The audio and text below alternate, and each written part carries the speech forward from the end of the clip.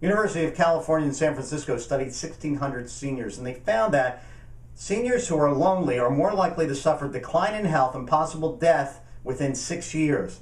Now, it doesn't mean not just literally being alone in your house. 2/3 of the people studied were married or living with somebody.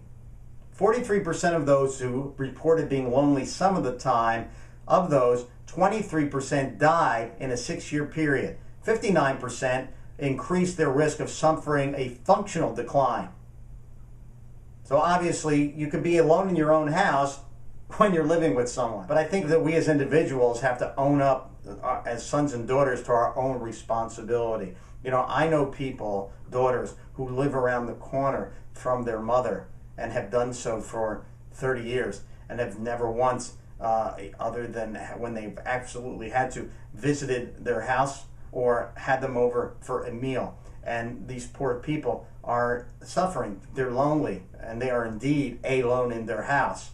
And so there's other outlets in the community too, adult daycare being one great outlet. I sing at a lot of them. These are great places. I mean, they have really caring staff, and you get to go home at night. So you really do have the best of everything if you supplement it with home health and those types of things. But a lot of our elders have to be encouraged to want to get out and socialize. I can tell you, my mother's a stubborn Italian woman, and other than bingo and the slots, we tried her to get to go to adult daycare. She doesn't want any parts of it. And so there is some work that has to be done with the caregivers, the sons and daughters, to your parents. But loneliness actually does affect your health and can lead to death. And that's a lesson for all of us, because it doesn't just mean elders are affected by this. Broad social networks are important in our lives. When I did my put together my keynote, The Meaning of Life, one of the traits I found of people, seniors living a quality life, including those in nursing homes, which we equate with going to die, had great quality of life if they had a great social network. It's very important.